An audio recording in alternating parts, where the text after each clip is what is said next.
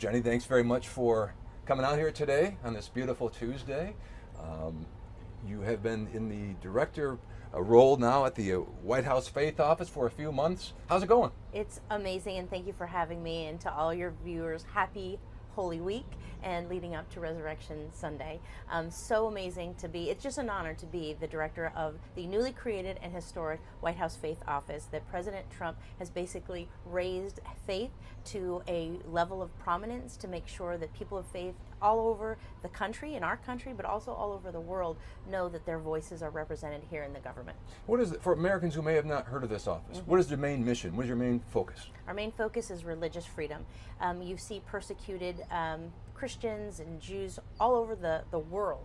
We want to make sure that we are the beacon of freedom for the rest of the world and to be that example. But even here in America, we see some of those freedoms being chipped away at, and so we want to make sure that the government is not stepping in the way of religious freedom. Yeah, just recently, I'm glad you brought that up, President Trump wrote in his message on Holy Week, we will never waver in safeguarding the right to religious liberty.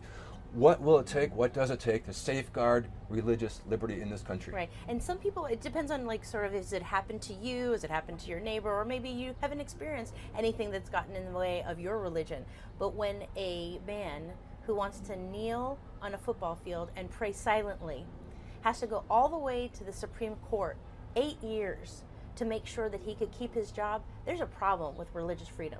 When a mayor in Texas thinks it's okay to say, we've got to ask everybody to give us their sermons, to approve their sermons before they give them on Sundays, we have a problem. And so when we see Jewish students on campuses, their rights being violated and violence against them, we have a problem in here. So we have to make sure that we're standing up for those people, that they have religious freedom, and then we're also finding all the places in the government where the government has gotten in the way and been discriminatory against people of faith.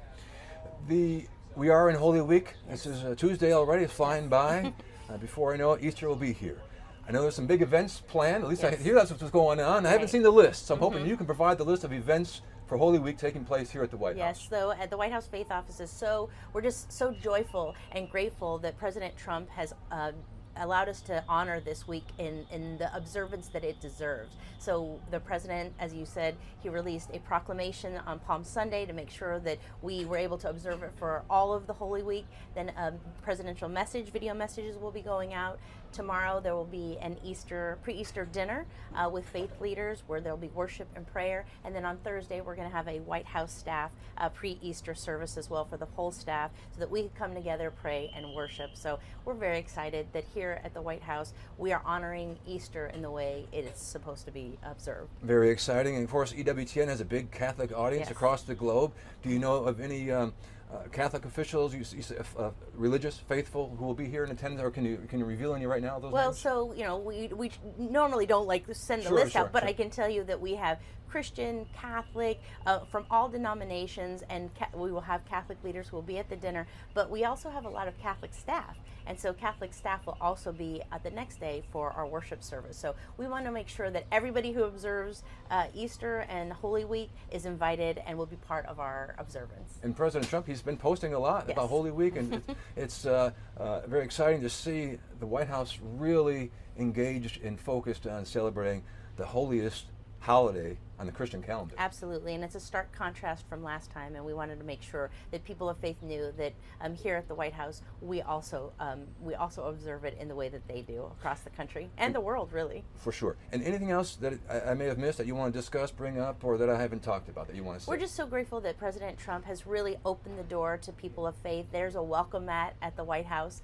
and so people of faith are going to be able to come into this White House over the next 4 years. We've already have over 1,000 people that we've touched of people of faith, again, from every denomination, every ethnic background, and from every state, and they're going to have a voice in this government. For far too long, the government has discriminated against people of faith through policy, through just not being able to even get grants for some reason if you pray along with giving a meal. So we want to make sure that we are partnering with a lot of America. People of faith have every right to have a voice in this government, just like every other American. They're an American citizen. And that whole thing when people shout at you, separation of church and state, what that means is that the government can't dictate to you what religion you can be. It doesn't mean you don't have a voice in the government. Jenny, thank you very much. Happy Easter. If I can be the first.